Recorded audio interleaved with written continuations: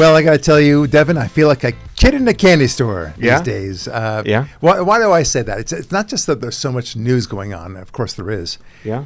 But there's so many good things happening. Yes. And I don't think that people realize the effect of Venezuela, what happened with the abduction, the kidnapping, as the left. The liberation. You liberated him from it. Yeah. Of Maduro and his wife from Venezuela, and what that means. People don't realize the impact that it has, and that actually focuses on our theme today, which is that there are sometimes men in history that come along and realize what must be done. Yeah. And they could easily take the easier path. Right. I mean, he doesn't need to do these hard things, but he's doing them all. Right. And the reason why is that nobody's been doing them for literally decades. Yeah. And even Ronald Reagan, who is truly a hero of mine, I don't think that he would take these steps. Right. And it's an important observation. But here he comes in and he's saying, look, we got to do a lot of things. We got to accomplish a lot of things. We got to figure out these monsters and get rid of them. Right. And people don't realize the effect that the toppling of Venezuela, at least Maduro, will have as a ripple effect. We'll talk about that in a moment. But more importantly, the theme today is about how there are such men. Yeah. Now, a lot of the left, they don't even appreciate this. It's an interesting thing. They talk about him being a dictator, a fascist. He's throwing himself away. But he doesn't need to do this. No. I mean, the Maduro thing in particular, it doesn't affect him personally. Right. Right? He could easily say to himself, look, I'm fine. I'm not worried about, ingesting fentanyl for Melania or myself or my children or my grandchildren. They're not stupid. They won't take drugs. Yeah. But he doesn't take that approach. He simply says, no, this is a monstrous thing. This is affecting my country. Yeah. And people don't appreciate that. Yeah. The same thing with the border. Right, the same thing with sending in troops to these various cities to calm the crime and, in fact, to reduce the crimes and the murders and everything else. Yeah. The same thing to deal with the transgender rules and all the things that we've been talking about unleashing the oil so that gas prices come down and inflation is in check. These are really important things. Right. And people, they don't stop to think that maybe he's doing it because he's doing something that needs to be done. It needs to be cleaned up. Right. I mean, look, we all have our apartments, our houses that are sometimes very messy. Yeah. And you know that it's got to be done. Right. You just got to roll up your sleeves at some point and do it.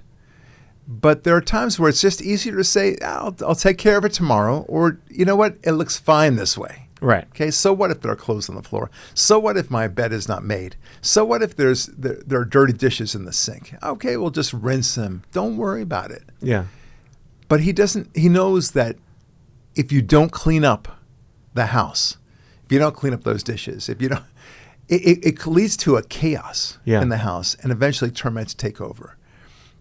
And eventually there's a collapse. Yeah. If you don't seem to care about the leaks in the house or otherwise.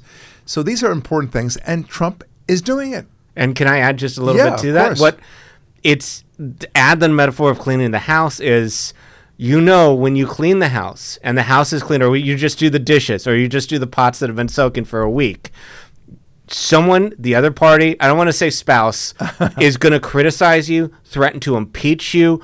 Non-stop will the press be saying horrible things about you, calling you horrible names, even though you're just like, there were roaches and ants coming. Right. I needed to do the dishes. You're supposed to do. Yeah. Yeah. That's what you're expected to do. Yeah. And look, I mean, it's so funny. Like most people, even Democrats like John Fetterman and what's his name, Van Jones. Van Jones. I'm beginning to like him a lot. Nice.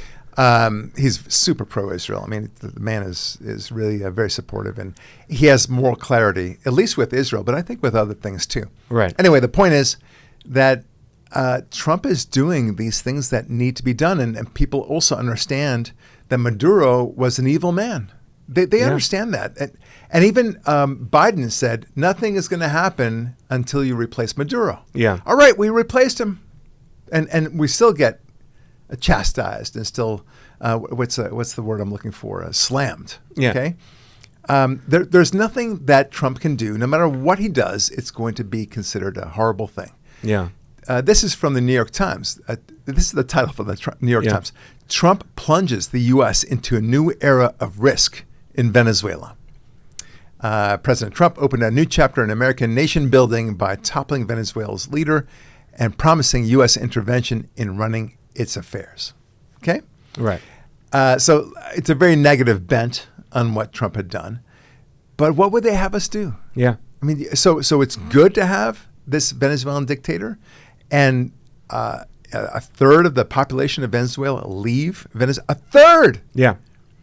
That's literally like more than 100 million people leaving America. Right. Because whatever reason is happening. Now, that's not including the couple that all the liberals like Robert De Niro and what's her name, the woman Rosie O'Donnell, who left Ellen DeGeneres, they're fleeing. But that's all we have leaving the country. Okay, but these 8 million plus, they're leaving to other countries, and a lot of them are causing disasters. It's a crisis that flows everywhere else, so they want to do nothing about it. What would you have us do? Yeah. And this is the most pristine, precise extraction of a criminal.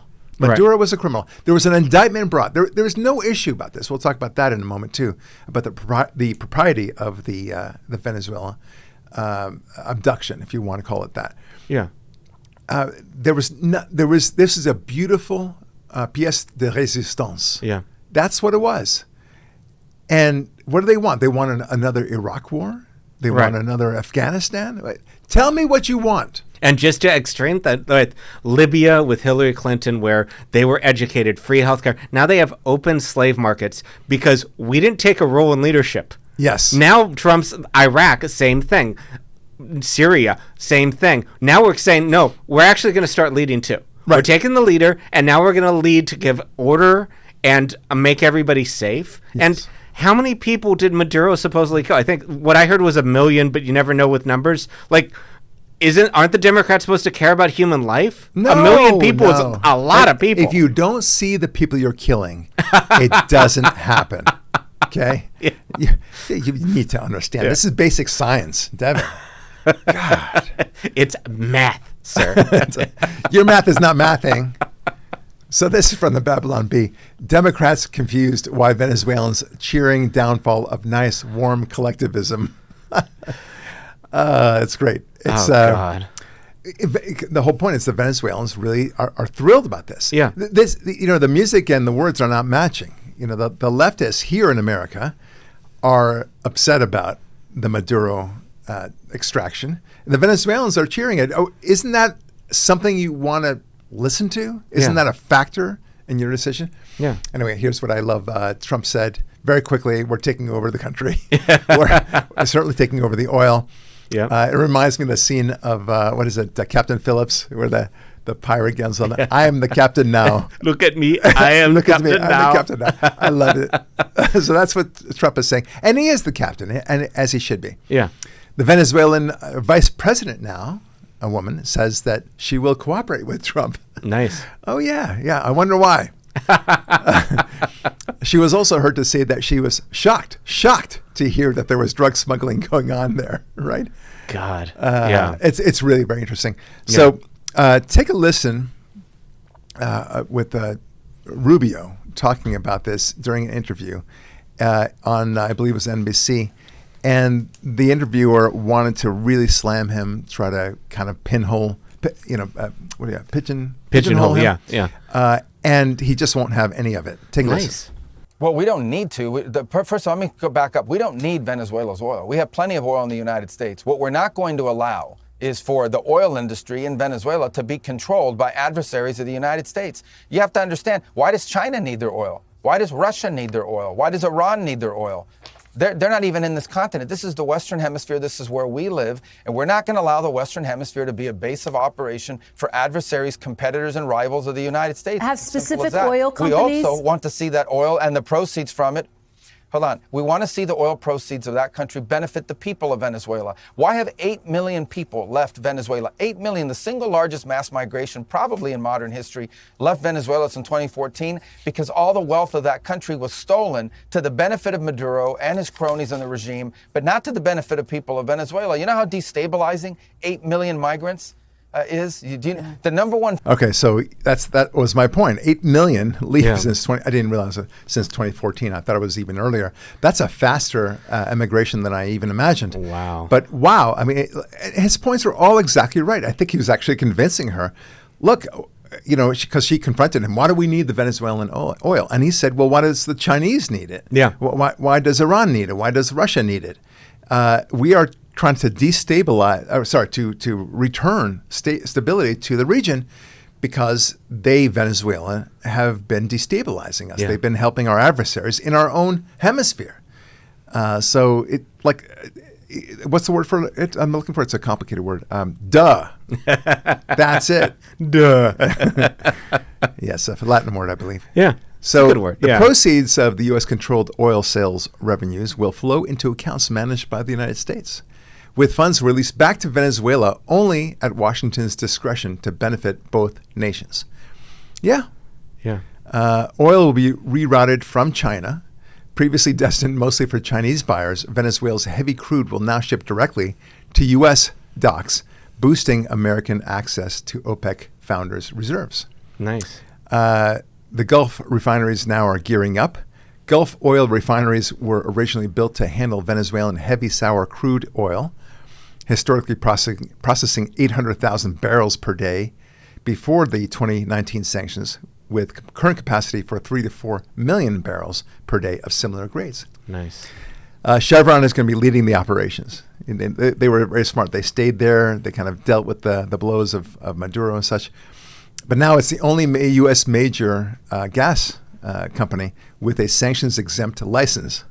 So Chevron is currently importing 150,000 barrels per day, while Valero, PPF, Energy, and Phillips 66 stand ready to increase their volume. So nice. It's all very good. I mean, Yeah. and the price of oil will go down even further. Yeah. Okay, it's gone down a lot already, and it's just a wonderful thing. Yeah. Look, people don't realize the extraordinary impact and ripple effects that will flow from this moment in history. This is going to be a date in history that people will be able to look back on and say this changed a lot. Yeah. It's not just about Venezuela. No. Venezuela is the entire benefactor of Cuba. And if Cuba doesn't have the oil and the other protection from Venezuela, then bad things will happen to Cuba. Cuba will collapse. Yeah. Okay, now I'm not saying that's going to collapse within 2 months, but I am saying it's going to collapse probably within a year. Yeah. Okay, now I've made predictions before, and I tend to be right. Yeah. Now, I made a prediction about Maduro. Do you remember this? I do not. No. Yeah, about a month ago. Yeah. I said within 2 months, he will flee the country.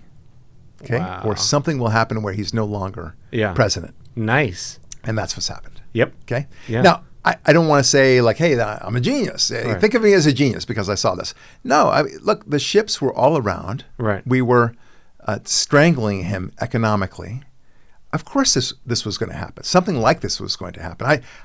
I love the precision Right. of the action and how relatively minor it was in terms of injuries and otherwise. Collateral damage was virtually nil. Yeah. By the way, the damage that was done was the Cuban guards of Maduro. That was it. Yeah. Okay, so I'm fine with that. All right, Yeah. that's me. Right. So look, the ripple effects otherwise. So it's not just Cuba; it's also China, it's Yeah. Russia, it's Iran, it's Hezbollah, it's Hamas. These people were relying a lot on the oil proceeds that were going on from Venezuela. They were training. They Right. were using Venezuela to train these monsters. Yeah. Okay. So you know who's not happy about it? Mamdani. Uh-oh. Yeah. Some mayor? Yeah. A mayor is not happy You wouldn't about expect it, I know. But here we are. Yeah. He's not happy. Oh, man. Take a listen. As well as other members of my team, I called the president and spoke with him directly to register my opposition to this act and to make clear that it was an opposition based on being opposed to a pursuit of regime change, to the violation of federal international law, and a desire to see that be consistent each and every day. And what was his response to you in that conversation? I registered my opposition, I made it clear, and we left it at that. I see. I registered my opposition. I'm sure he really took a listen to it. Listen, dude, you're a mayor. Yeah. Okay? Yes, it's a big city, but you're still just a mayor of a city. Yeah. Do you got that? Okay, you're not even a governor. Okay? Are we clear here? You are not a senator. You're not a congressman. You're a mayor. Yep. Stick to the mayor thing. All right? Yeah. Okay. You want to destroy New York? Be my guest. Okay? But you don't get to dictate terms and think that you are somebody that Trump has to answer to. Yeah. That's the chokhmah. I should say chutzpah. But chokhmah is a Hebrew word also. Like this daring do. Like, who are you? Yeah. Like, who do you think you are? Sort of attitude. And it's what the hell? It's chutzpah too. Yeah. Okay. But this schmuck who doesn't know. We'll talk about him later. But this guy's going down in flames. Yeah. And it's going to be so funny to see how he's going to be like a deer in the headlights very soon. Yeah. Okay. So he's going to blame other people for whatever disaster befalls him. But at some point, people are not going to accept that anymore. Right. Okay. Just like they didn't accept Biden for blaming the Republicans as to why the border was open. Yeah. I'm happy to work with you. I'm presenting a bipartisan bill, but you Republicans won't help me. What can I do? Yeah. I don't like him. No. That's what I'm saying. I'm going that far. Yeah. I don't like him. I'm just saying, if Trump can do what he did to the socialist Maduro, maybe that's not the only socialist he could do. Swoop in. Exactly. I'm really beginning to like Stephen Miller, who's the chief advisor for Trump at the White House. I have loved that man forever. He's amazing. Every time I see him on the TV, for whatever reason, I turn to the TV, turn up the volume. What's he going to say? And he's knocking out of the park. He always knocks it out of the park. And he's sharp. He's clear. He speaks very, with a strong voice. Yeah. And you just can't defeat his arguments. No. Take a listen to how he responds about how Maduro had been suppressing the Venezuelans and how they had needed the Cubans to protect them, Maduro and his wife, from their own people. Check this out. It's hysterical. So what many don't realize is that for years, Maduro stayed in power through an illicit deal with Cuban communists to provide his security because he didn't trust his own people to keep him safe. That is how much he was hated inside of Venezuela. So what our special forces encountered when they did that daring midnight assault into Caracas were armed Cuban guards, and they sustained massive numbers of casualties. I can't give you an exact number. The numbers that you've seen in terms of the Cuban guards publicly reported are probably lower than the actual number that were killed. Anyway, yeah, that's exactly right. I mean, he's a fantastic analyst, this guy. And he also speaks later on in this same video about how amazing the precision strikes were. Yeah. Really, it's a delight to listen to him. I'm really pleased that we had this man on board. Yeah. So Mamdani is upset. A lot of people are otherwise upset about what happened in Venezuela. But it's just funny. They just never consider the Venezuelan people. Yeah. I mean, Mamdani is upset, but nowhere in his complaint does he talk about how the Venezuelan people feel. Yeah. Shouldn't that be a factor? Zoran. Huh? Yeah. Huh? All right. Speaking about, well, let's. I'll get to Mamdani later on. Okay. Because I want to talk about Walz. Because as you know, Yeah. sadly, he will not be running for re-election as governor for the third term. Wait, Yeah. no. Yes, I know. No.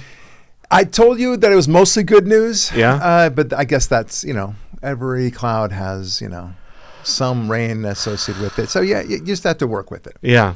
Yeah.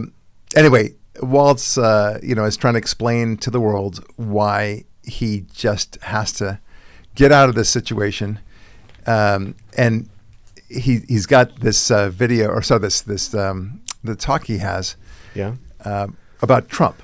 And here's what, he's wondering why Trump really hates him. Right. Check this out.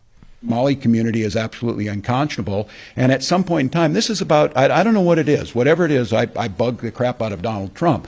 I would argue it is because I believe in public service. I've not enriched myself in office. I treat people with dignity. I agree to compromise with people, and the attacks on Minnesota are far beyond me, and it's hurting Minnesota. Here's what I have full confidence in is Republicans are going to lose races up and down the ticket, because where is their plan on health care as health care prices doubled? Where is their plan to push back on the president? Again, for God's sakes, the children of a murdered speaker, and they can't speak up and say, Mr. President, this is wrong, stop it. And you write a story that one retired legislator said it and one member. How can you not have every single one of them saying this is wrong?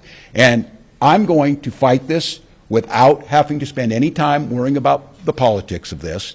I'm going to fight it, making sure that Minnesotans are cared for. I'm going to fight it by doing the respect that we should have for rule of law. So I just think all of you see this. It is just going to be relentless. Why 2,000 folks? What are they coming? Do they want to coordinate with us? You saw a U.S. attorney stand up, which would have been let go by any other administration, speculating about things with no factual information. That's defamation. That's coming from the U.S. attorney. We are under assault like no other time in our state's history because of a petty, vile administration that doesn't care about the well-being of Minnesotans. My job is to protect the well-being of Minnesotans. Okay, that was kind of rambling. Yeah. Right? Defamation. And it says the reason why Trump is on his case, bugs the crap out of him or whatever it is because he's decent and he cares about people. Right? Yeah. And he wants to help people with their health care. And yeah. It's double the price, double the price. I thought Obamacare was supposed to fix that. Yeah. Right? It was supposed to have the cost of medical. You don't even address that, of course. No.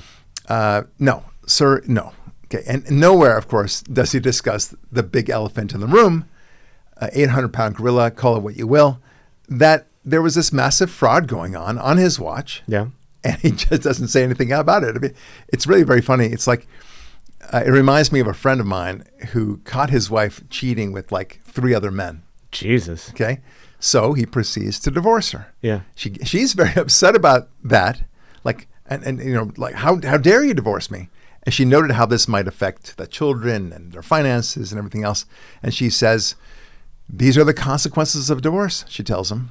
Yeah. And then he responds very well. He says, no, he said, this is the consequence of sleeping with 3 other men for 12 years. That's the consequences. Oh, man. Okay. Yeah. So nowhere does he state, Tim Walz, about his culpability and what brought on the federal investigation into his state. Yeah. And it's just nothing. He doesn't say a word about it. Yeah. I can understand if he says something like, look, he's using this as a pretext to come after me. There's fraud everywhere. Why not, Arkansas? Why not Mississippi and such? No, it's Minnesota because I'm the governor and he's, trying to turn everything. And he doesn't even do that. Yeah. Okay. So he goes full woe is me on this thing, but I don't think anyone buys it. No. Right? But I will miss all his, pointing to the sky thing. That was some good. I think they should actually do like a yoga video. And point to the right, point to the left. And I think he actually kicked his legs at the same time while he did that. Did you notice that? I'm gonna miss him, but again with the insects into your home, if you have need an exterminator to come, you don't say, oh, other houses have bugs too. Why are you coming to me? Aren't you happy that they're taking away all the fraud? Now it can all go to the Minnesota people and not to the fraudsters. Yeah, what he should be saying is, I had nothing to do with it. Yeah. I'm here to fully cooperate with this. We need to unroot whatever fraud there is. Yeah. And he could even say the vast majority of the Somali community are awesome, great, law-abiding citizens, and don't let and he can even say it's racist if he wants to, but he doesn't even do any of that. No, because he can't even touch it. No, that's amazing. All right, take a listen also about how he talks about being attacked Again, in the context of deciding not to run because he wants to devote himself to the cause. I love this guy. He's amazing. We've got conspiracy theorist right-wing YouTubers breaking into our daycares, demanding access to our children. We've got the President of the United States demonizing our Somali neighbors and wrongfully confiscating funds that Minnesotans rely on. It's disgusting and it's dangerous. Republicans are playing politics with the future of this state. It's shameful. And I've said it before, and I will continue to say it. We welcome ideas from anyone, in any party, from any walk of life, who wants to help us continue to stay ahead of these criminals. Okay, so I'll take the last part first. Okay, so here's the idea you should welcome. Okay? The federal agents who are coming in to investigate this scam. Yeah. Okay, so you said you welcome it. All right, here we go. Yeah. Okay, it happens to be a Republican administration, but they're going to be investigating it. Okay, Bob? Yeah. Then this other problem, I love this part. The first part, he said, we've got teenage right-wing influencers breaking in. Like, where did he break in? You don't. He's knocking on doors, Right. saying, "Can I? Are there actually children here?" Yeah. Okay? So, which he translates to demanding access to children, as if he's like a pedophile. Right. Right. So, again, will anybody buy this? Yeah. I think only the true believers among them actually buy this crap. Yeah. What about you? What do you think? Yeah, I think that it's just a propaganda for people who just want to be angry, and it's just one more thing to add to be angry with, and they're so bad because I think a CNN reporter when interviewing Shirley was like, this MAGA report. He's not MAGA. Yes. Like, he's just a reporter saying, hey, this is fraud and it's bad, and maybe we stop it. Right. You would think. Yeah. Now, you heard also in Minneapolis, the same state, where there was ICE agents, and they were trying to enforce the law there, get some illegal immigrants, and during a confrontation, one of the ICE agents ends up killing a 37-year-old protester who was obviously doing something awful. She was clearly using her car as a weapon. That's what the story is coming out. I saw the videos. Okay, it seems pretty clear to me. Maybe if you don't try to impede what the ICE officers are doing, you won't be in danger. Yeah. Okay, but you're only throwing yourself into the fire, as it were, and then you expect nothing to happen. You're just going full Hamas. That's what you're doing. You're throwing your children, so to speak, in front of you, using them as human shields. It's despicable. Yeah, okay, that's not the way it works. Do you want to protest outside, saying ICE is awful, you're all fascists? Fine. Okay, you have the right to protest, but you do not have the right to interfere with that activity. Yeah, you just can't do it. And it's putting the actual, like, who you think the victims, the illegal immigrants, in harm's way too. Right. If a gun has to come out, anybody could be shot. It escalates unnecessarily. And it could hurt everybody in the scene, not just the ICE agent. Here's the Minnesota lieutenant governor talking about this. So she's no better than Tim Walz, but she's actually saying that you should put your body on the line to protest Trump. Check it out. If you are sick and tired of your government being ransacked by Donald Trump and his minions, literally taking away health care from your neighbors, stealing food off of the table from seniors and children, and generally being uncool with the fact that our neighbors are being disappeared, P.S. without due process, it is just called kidnapping, then show up and use your voice, put your body on the line, and use non-violent direct action, which is one of the most important tools in our toolbox to say, I am not okay. I will not go silently into the night. I will join arms with my friends, with my neighbors, and with people who generally believe that folks should be able to afford their lives, should be treated with dignity and as human beings. All right. Blah, blah, blah, blah. Yeah. Right. Okay. So this is fascinating because she says, put your body on the line. That's okay. And then she says also, don't be violent in the process, but you have to, lock arms with your fellow compadres, I guess, and fight against this. Well, no, you can why not just say protest it? Yeah. Why not just, don't interfere, but protest. Yeah. Okay? Yell as much as you like, but we need to be a voice, and they need to hear that we are not okay with this. Yeah. That's what you say. But she's actually intimating, get in there, get into the breach. Right. And she says, don't go silently into the night. Well, what does that mean? Okay, so she's clearly intimating, Or like that- Maxine Waters, Yeah. get into their faces. Right, or that's that poem, Rage, Rage Against the Dying of the Light. She's pretend to know that. referencing Well, go on, run with that. That's all I know. Yeah, Oh, okay, so yeah. it's some sort of Do not go silently into the night. Rage, that's very Rage Against funny. the Dying of the Light. Something like that. Wow, It's, good one. Wow, yeah, that's- and then there's in the middle one. Check out the big brain on Devin. They're escalating this way too much without presenting any ideas, and you see that 37-year-old woman. I've been in a place where I'd be like, yeah, they're bad, and I'm good, so I'm going to do something. People who would not ordinarily get involved are now getting involved with stupid activities. Stupid activities, that's right. All right, I want to move on to Mamdani, Yeah. as you know. And so it was his first week as mayor of New York. Yeah. And of course, he's smiling that idiotic smile. the It entire is time. a big smile. It's a big smile. It's very annoying. Yeah. I mean, at some point, you just like, okay, can it, dude? Yeah. Because it's not working. Yeah. On the campaign trail, I get it, but it's really offensive at some point. And every time you say that you're going to do something awful and you do it with a smile, somehow that works. Whatever. No. So listen, I actually I was on a little bit of a break, and I met a nice couple, newlyweds, Nice. and they were having their honeymoon, I guess, and we started talking. They said they were from New York, so I said, "Oh, what did you think about Mamdani? We love him." I said, "You voted for him?" "Yes." Oh, God. And I said, "Tell me a little bit about your background. How educated are you? I wanted to know what's your level." Yeah. And they both graduated from Duke Business School. Okay. Okay. Yeah. That's a very high-level business school. Yeah. These are intelligent people. Yeah. At least they're degreed. I don't know if that makes them intelligent, but they're degreed. And they finished business school. They should understand capitalism at the very least. And I said, "What is it about him that you like?" I didn't show my colors about where I stood or anything else. What is it about him that you like?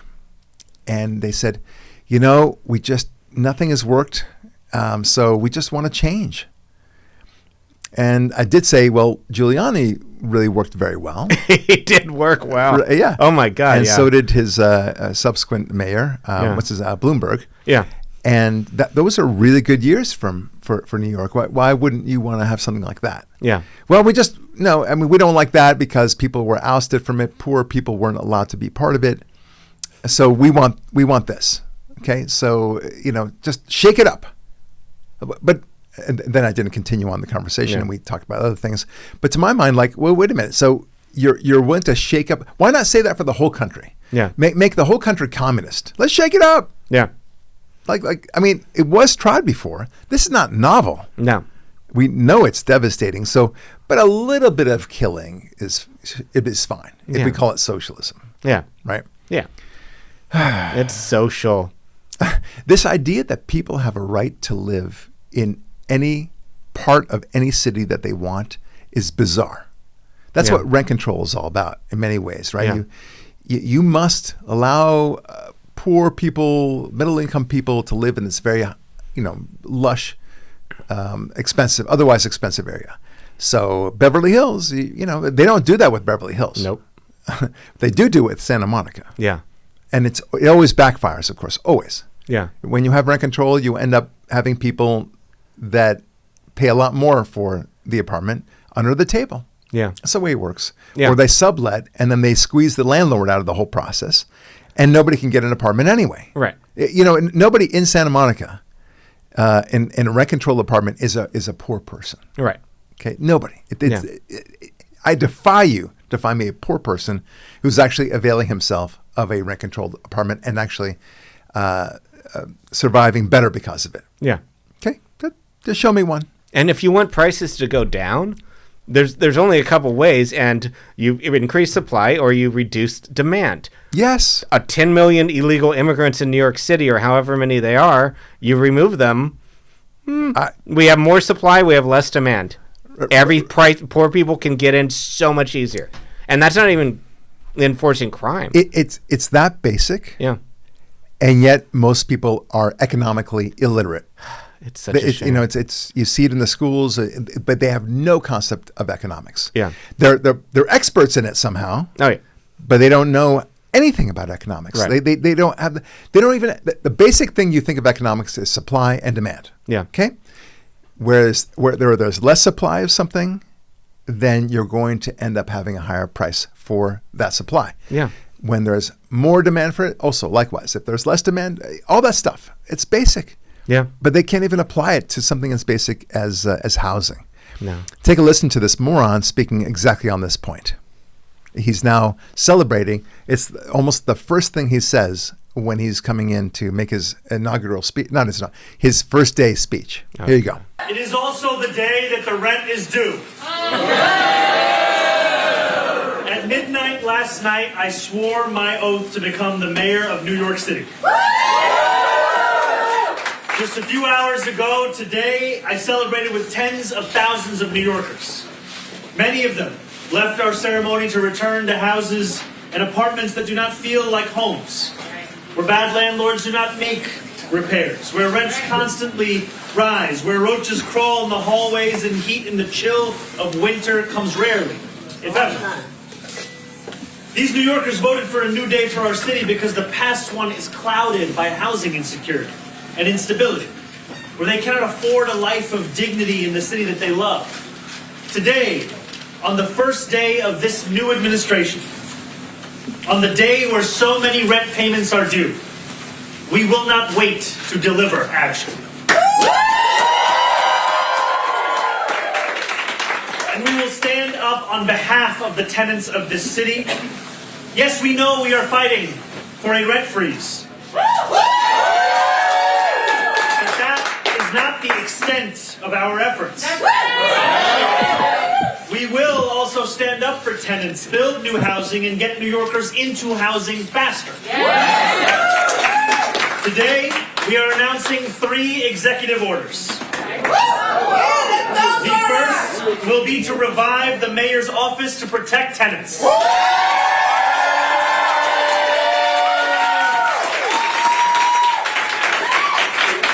We will not compromise on housing quality. If your landlord does not responsibly steward your home, city government will step in. We will make sure that 311 violations are resolved, and we will hold slumlords to account for hazardous and dangerous threats to your well-being. The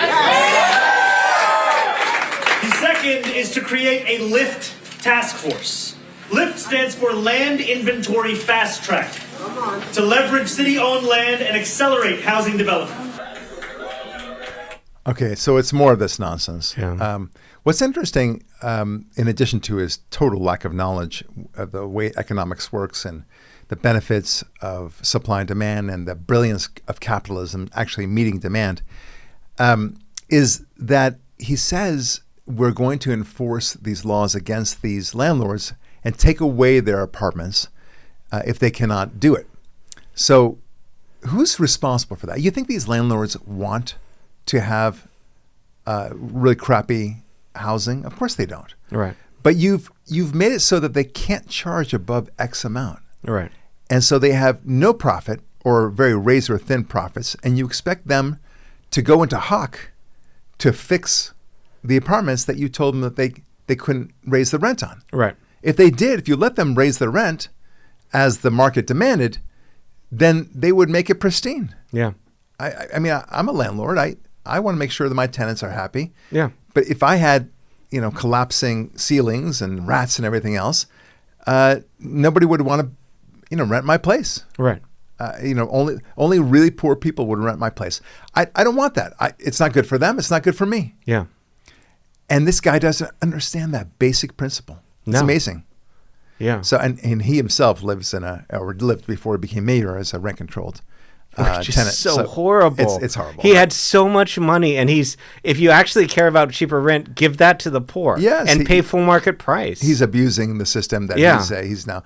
And look, it's exactly the same thing that's going to happen in New York that happened already and has been happening in Santa Monica, which is only rich people will live in Manhattan. That's it. That's the way it works. And they'll live at a very low rent-controlled apartment. And the landlord will be stuck with it. The places will eventually crumble. I'm not the whole building, but they'll be rat infested. Just the things that he's complaining about now. What's his vision?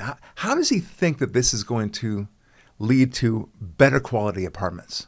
Right? I mean, I'd like to get into his brain and imagine what he sees on the other side. Yeah. Because let's give him the benefit of the doubt, and that he really believes his own crap. Right. Okay. Does he think, okay, now I'll keep it really low. Everyone will be happy. Everyone's going to be just so happy. They'll have so much more money. They'll spend it in New York City, and the economy will boom in New York City. And the answer was rent control all along. Right. Okay, Dorothy? That's all. Yeah. You just need to tap your shoes 3 times. Yeah. That is what he's... I want to get into his brain. You know what it sounds like to me, the way he's saying that? Yeah. You call 311. We're going to find some violations. The landlord's no longer going to have the apartment. Right. Oh, wait, it's ours now? What? The city suddenly took more. He's a socialist. What? That's what they do. Of course. And we'll put you in prison if you complain because he's a socialist. That could very well be. And I hope I'm wrong. I think you're not wrong. I think that's exactly the game plan. And will be the push. Like, here's a slumlord. They'll say that he's a slumlord. Take over his building. Yep. Yay! And everyone will be, prancing around the streets. Let's take this building, and then the government takes over the building, and you're going to see it's like it'll be a crack center at the end of the day. Yeah. I feel like Cassandra. Yeah. From the Greek mythology. Yeah. We know what the future is going to be, and no one is listening. No. And that's what's so pathetic about this. Yeah. We've seen this before. We know that this is not new. Like there's 2 people I met. They really think that they're going to shake it up with something different. And these are really 2 bright people. And they're nodding to each other as they say, we just need something new. Yeah. We just need to try, it really need, well, what about looking to the past? How about old is new? Yeah. Giuliani is new. Bloomberg is new. Yeah. Do that. Yeah. But they're complaining. The thing they're complaining about, oddly enough, is the past, 3 or at least 2 Democrat mayorships that have really led the city back in decay. And then they're so surprised. And it's not even just not like to extend that where it's like to be more specific with the mayor. They did very specific things. Let's not arrest people for crime. Yeah. I actually had a college friend who got picked up trying to buy drugs like marijuana in New York during Giuliani. And Giuliani was like, okay, here's the deal. We're either going to prosecute you so you're facing 10 years or you get out of New York. Right. And guess what? He had a bad day. Now he still lives in New York. But then 20 years later, it cleaned up the city. Yeah. That's the way it works. Yeah. It's that basic. So he's upset about rental ripoffs and such. He also is complaining about the cost of World Cup seats. Yeah. He wants them to be free.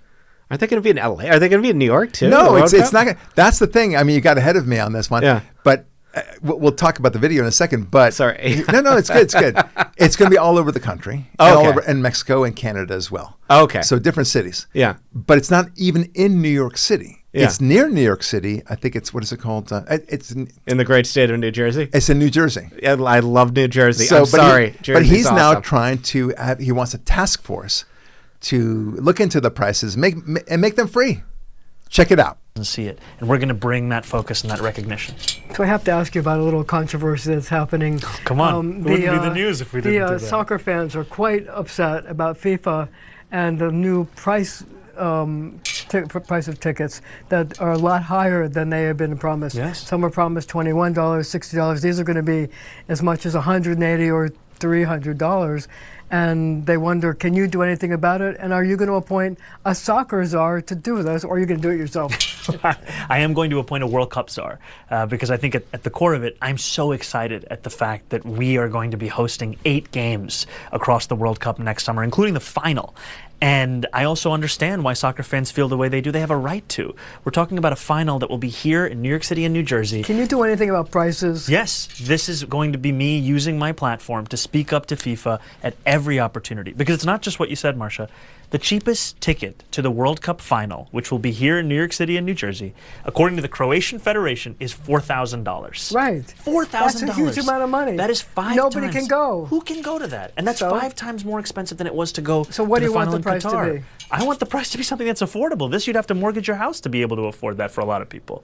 And when it was last in the United States, you could get to the final in California for less than $200. That needs to be what we're looking for. So on that note, we're going to take a break, but we are going to be... Okay, so that's fascinating to me. Again, this is a schmuck that doesn't understand basic supply and demand. Yeah. People want those tickets. Yeah. And he said, I mean, it was really kind of cute the way he said it.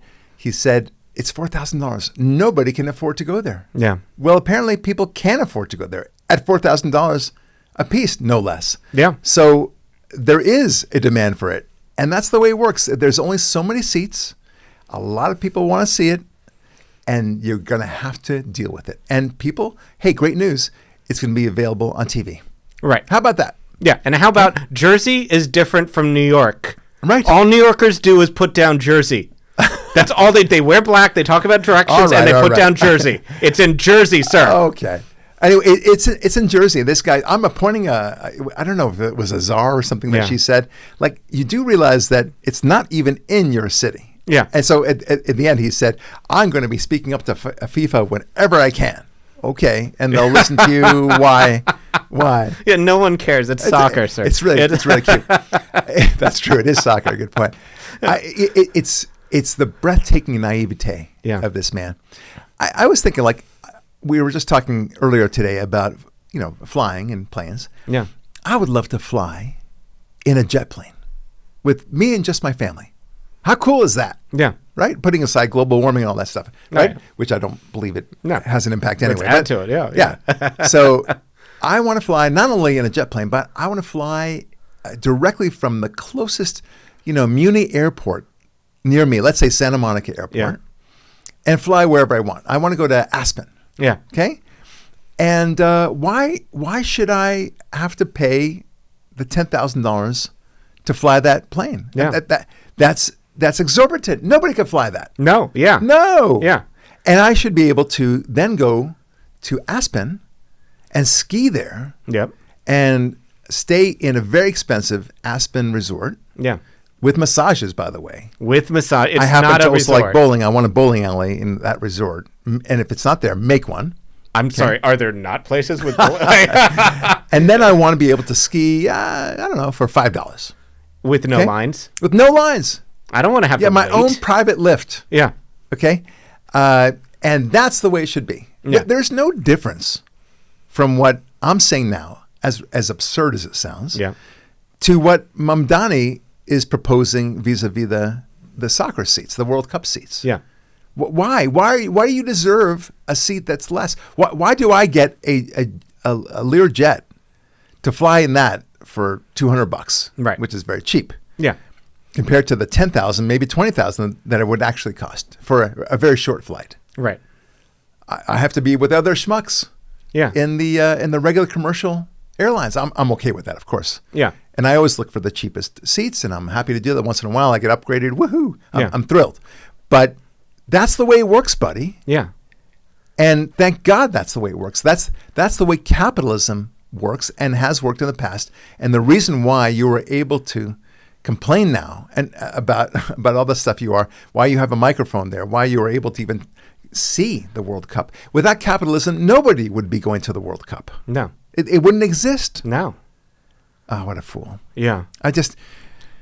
This naivete is all cute and everything else, but when it gets to a dangerous level, which is almost always, that's when you need to stop and to say, look, we need to understand why is it the way that it is. Yeah. And then appreciate the things. And if you want to get a $4,000 seat, okay, aspire to get that $4,000 seat. It's worth it to somebody. Right.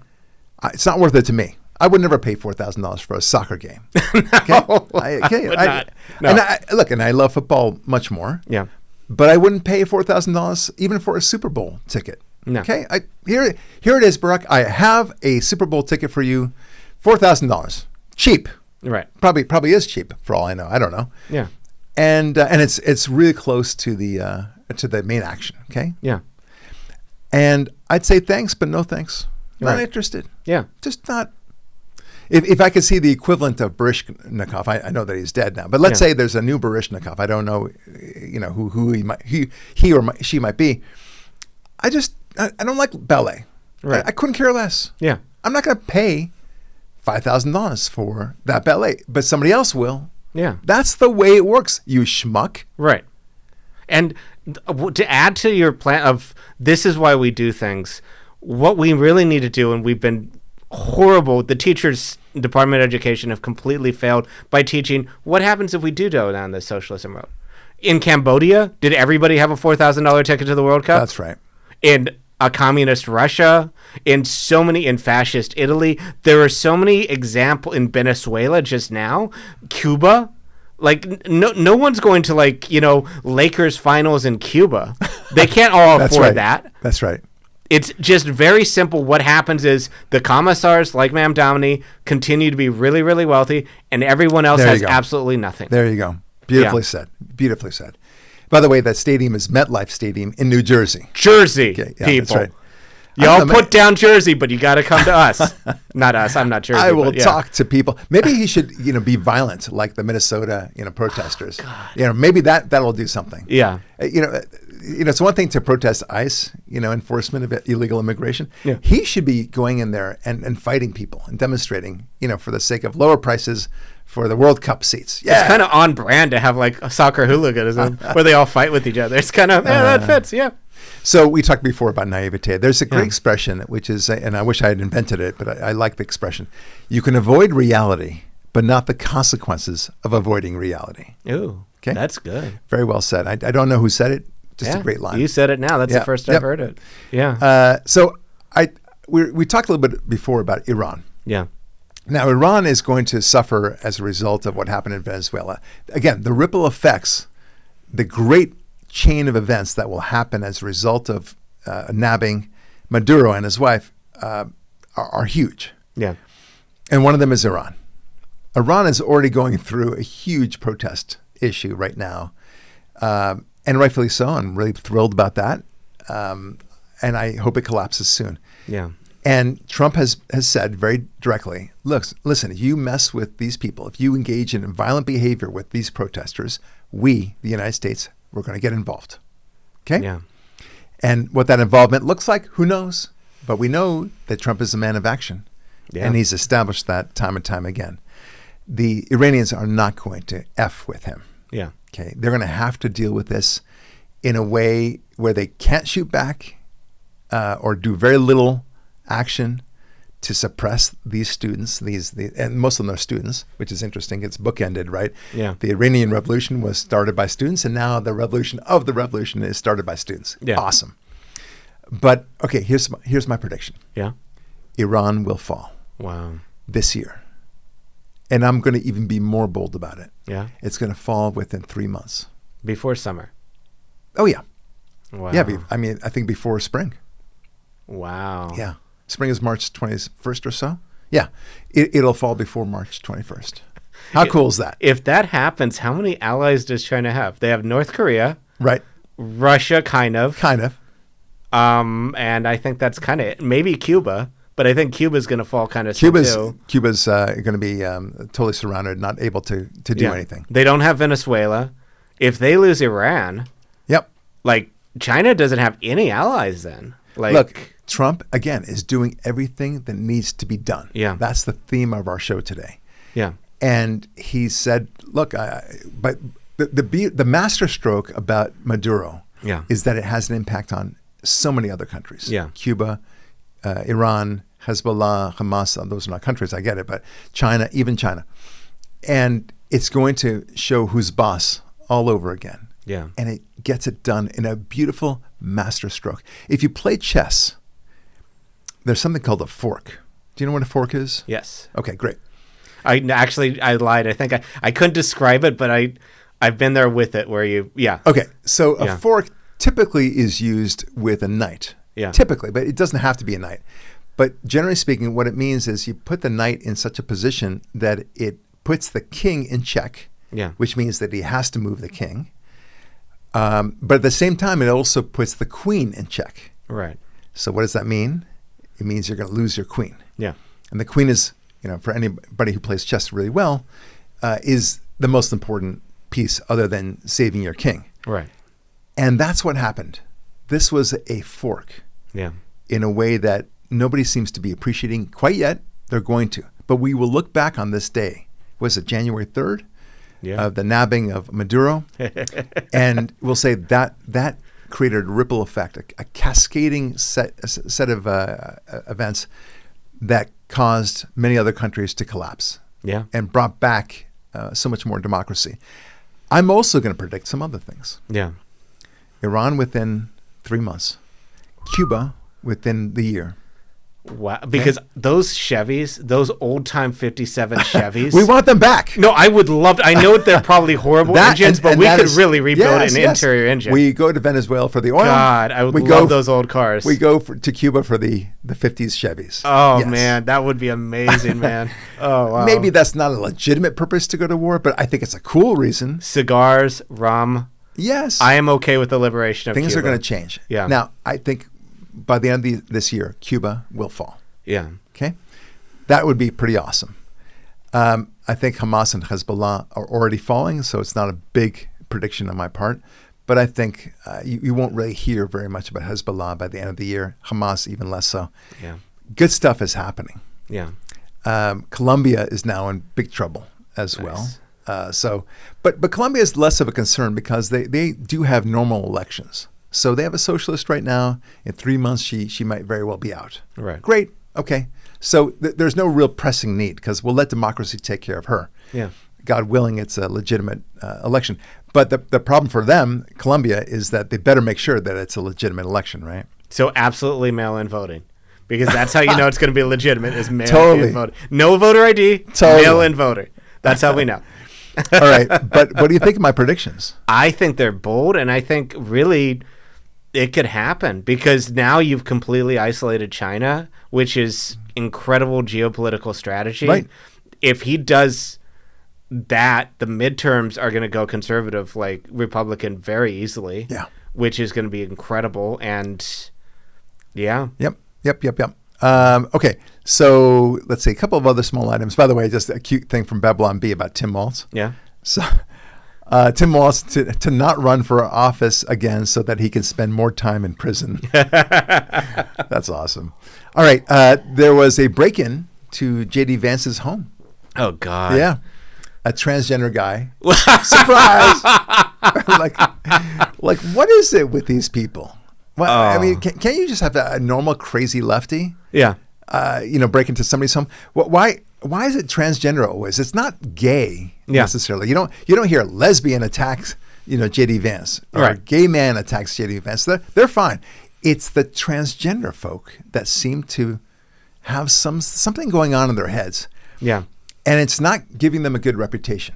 If I can quote you back to you, because I've stolen this before. Like, you hear Romans talk about Persia, there were always gays. Always. In Rome, too. And they would make fun of Persia for some reason. But this transgender thing, if you can convince somebody they're the opposite sex, you can convince them of everything. And that's what you said. Yeah. And it's exactly right. Okay, cool. Yeah. Yeah, it's, it's scary because if you are to believe that, and I do believe that's only 1 out of 35,000. It means it's a tiny community of transgendered people, right? They're kind of pissy. I think we actually did the math on that, and I think at some point we said it was like 15,000 total in the entire United States. Yeah. So what that means is it's like all these transgender people committing these crimes, in some cases murder, like the Charlie Kirk case. It's a really people say the vast majority loosely are peaceful and such. Maybe not in this case. Yeah. Like, I'm beginning to wonder, like, if a transgender person, approaches me, maybe I should be a little on my guard. Yeah. Right? Oh, even before the murder, you see them like going out and be like, "It's ma'am, it's ma'am." Oh, and yeah, it's like yeah. a lot of hostility. I'll show you a a lot sir. of yeah, exactly. That was my favorite line. Oh, man, we got to pull up that. We got to pull that one up. Yeah. Okay, next Yeah, one. next one. No, actually, in fact, can you find it? Yeah. All right. Okay. Here Yeah. it is. Okay. Boom. Doing credit. You're gonna give me my fucking money back. Excuse me, sir. There's a young man in here. And your I wife told her. Excuse me, it's ma'am. I'm sorry. It is ma'am. I can call the police if you'd like me to. You need to settle down. You need to settle down and mind your business, okay? Both of you guys? Ma'am. Once again, ma'am. I said both of you. No, you said sir. Once again, it's ma'am. I actually said both of you guys. It was general. Right beforehand, you fucking said sir. Sir? Okay. Motherfucker, take it outside. If you want to call me sir again, I will show you a fucking sir. I apologize. Motherfucker. Yeah. Great. Amazing that you found that. That was awesome. That was so awesome. I'll show you a sir is my favorite part of it. God, they when it all comes out, when the real testosterone comes out, okay, that you're not a woman. Yeah. That's it. You can't be one. Anyway, look, I still will say fairly that the vast majority of transgender people are fine. But look, there's so many of these things. Now when something crazy happens, we're not at all surprised that it's a transgender person. I kind of expect it. Almost, yeah. Yeah. And it happens all too frequently. Now, there are many more that have nothing to do with transgender, but why so many? Why such a high percentage? Let's put it that way. An unusually high percentage of transgendered people are committing these horrific crimes. Are they taking some common substance like marijuana or estrogen? Who knows? I don't know. Well, there's a lot of mental illness in the Yeah. process as well. So you got to be mentally ill. it's something's wrong. Something's wrong. Yeah. It's very sad. They deserve our compassion and such, but that doesn't mean that we have to lean into their mental illness, right? Yeah. Okay. This is an important story. Rhode Island, talk about dangerous naivete. Rhode Island targets wealthy amid the Trump cuts. Okay? Oh, God. So the Democratic governor of Rhode Island is warming up to a proposed 3% income surtax on the state's top 1% of earners. That meaning those who make over $640,000 annually, to plug a looming budget deficit worsened by anticipated federal cuts after Trump to Medicaid and food assistance programs. Wow. But the good news, Devin, is that this will have no effect whatsoever on people's desire to move out of Rhode Island. Don't worry about it. People will stay there. They're happy to pay more taxes. Yeah. Because I know people. Right. And all this supply and demand stuff is all crap. No. We know that. Yeah, we know it's crap. They know better. Oh, yeah. Because if there's one thing we know about economics, people do not move based upon silly little things like tax rates. Right. Nope. Not at all. No, they were inspired by the Massachusetts model, by the way. Lawmakers eye their neighboring Massachusetts 4% millionaires tax, which they claim generated $6.2 billion in revenue since 2022, as a successful blueprint for addressing inequality. Yeah. Okay. You're not going to have that. Okay. People will leave. Yeah. Okay. It's so simple. And we've seen this mass migration after COVID. Yeah. And reasonably so, especially now that people can do so much of their work remotely. Yeah. Why wouldn't they? Yeah. Why wouldn't anyone in Massachusetts or Rhode Island now, in this case, move to, say, Tennessee? Yeah. Or Florida or Nevada? Texas. Wyoming, Texas. These are places that are very business friendly. Yeah. And they don't impose these massive taxes. You think $640,000 is a lot, and it is kind of, but you impose a 3% tax on that. I mean, that's a lot. Yeah. Okay, what is that? 3. So that's like another 20,000 or something. Yeah, that's right. But then you also have 50% taken by the federal government, state at least, probably already. Right. So now it's like that's 300,000. So that's 280,000 right there. That's nice, but that's not 600,000. Exactly right. It's not. And people will leave, and they just they don't understand that there's an impact upon every policy decision that you make. Every single one has an impact. Yeah. And I bet you they don't even have an impact study on that. No. And if they do, it's some sort of BS study that is commissioned by a very liberal think tank or whatever. Yeah. You know the way it works. Oh yeah. All right. I will say this very quickly about Venezuela. This was mostly from Daniel Pomerantz. Significance of this is hard to fully comprehend. This has never been done before in the history of the world. Yeah. This abduction of a president like that as a criminal. No, it hasn't. There were other coups like Saddam Hussein, but there was a whole war that was engaged in that, and he was scooped up as part of that process. Yeah. And then we stayed in Iraq. Panama with Noriega is fundamentally different from the operation in Venezuela, a mere several hours in which a national ruler was snatched right out from under the nose of his own military. Yeah. So such a feat has never been accomplished, period. Now, what's I find fascinating about all this, and no one is talking about, once again, like Trump and Iran with the bombing of the nuclear facilities, he didn't seek the approval of the United Nations whatsoever. Okay? And the UN is not even, pounding its chest. Hey, it's just, what about us? Hey, this is our mission. This is what we're here for. Hey, hello. Yeah. And nobody's listening to them. He's making them irrelevant. Yeah. And he also knows what needs to be done.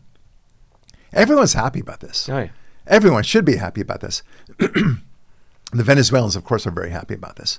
The conservatives are happy about this. Americans generally should be happy about this because it decreases the price of oil and everything else. And there's a lot more safety. There's far less sex trafficking, far less drug trafficking. There's a lot less instability in terms of illegal immigration going everywhere else, not just America, but to Brazil and otherwise. Right. It creates stability. Yeah. And yet somehow the left still wants to be upset about this because they have to be. I mean, they can never give any quarter to Donald Trump because Never. God forbid that might put him in the plus side of the popularity column. Right. All right. So it's interesting. The timing of this operation does not seem coincidental. It occurred in the same week that the United States warned Iran against shooting protesters. We just talked about that. Warned the Hamas terror organization in Gaza to disarm. Signaled possible military action against the Hezbollah terror organization in Lebanon. Warned China against invading Taiwan. And warned Russia's Putin over rising death tolls in Ukraine. Yeah. Never before has a leader been simply plucked from power and then taken into custody in this way. The question, therefore, is not whether the United States can replicate such an operation elsewhere, but whether any world leader is willing to take that chance. Yeah. Okay? That's the point. It's the will.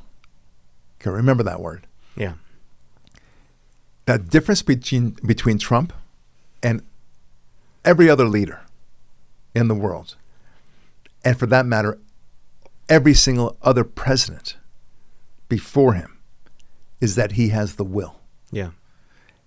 And he has the chops to do it. He has a sense of delegation, the sense of direction. He has a great moral compass. And he does it. Yeah. What needs to be done, what is the most effective way of doing it, and do it. And he doesn't worry about the popularity of it. He knows that the left will always chomp at his bit. Oh, yeah. Okay? Yeah. But that's the way it is. All right. And the Venezuelan people want it as well. 100%, yeah. So massive widespread maybe you don't even know this, but there widespread celebrations are breaking out both in Venezuela and within the expat communities around the world. Nice. Of Venezuela. Nice, yeah. But what's this? Here's the surprise. Yeah. China, Russia, Iran, Colombia, Cuba, as well as Hamas and Hezbollah, have expressed that they don't support this action. Really? Yes. Yeah, and New York Mayor Zoran Mamdani and Vermont Senator Bernie Sanders and perpetual putz Rand Paul. Yeah. They're against it too. Yeah. Yeah. File this under who gives a damn. Yeah. Okay. So, no, it does not violate the U.S. Constitution. No, it does not violate the international law. There is no such thing as international law. Yeah. Okay. There's UN resolutions here and there. You want to call that international law? Be my guest. Okay. Yeah. But that is not international law. I'm very excited about this. Nice. We are doing very well in the world. Trump is a fantastic leader. We will all benefit from his great wisdom and leadership. Yeah. That's the bottom line. Yeah. It's not just conservatives. It's also liberals too. It's like the parents who have to be tough on their kids, take away their iPhones, don't let them express tantrums in the shopping centers. And then eventually they grow up to be good human beings. Right. Okay, that's the way Trump is now. He's stabilizing our hemisphere at the very least. Yeah. The world is already a safer place now, just in the less than 1 year that he has been president. Yeah. Like substantially safer. The Middle East alone is substantially safer. Yeah. Now we're talking about South America and Central America. Substantially safer. Yeah. Okay? And the world knows not to screw with Donald Trump because he has the will to do what needs to be done. Yeah. And that's why I love this man. Warts and all, he's the guy. Yeah. Okay? We will be so treasuring his presidency in the years to come, long after he leaves office. Yeah. And that's a good thing. All right, folks, thanks for listening. I'm Barak Lurie, signing off, saying God bless, be strong, and we'll talk with you next week.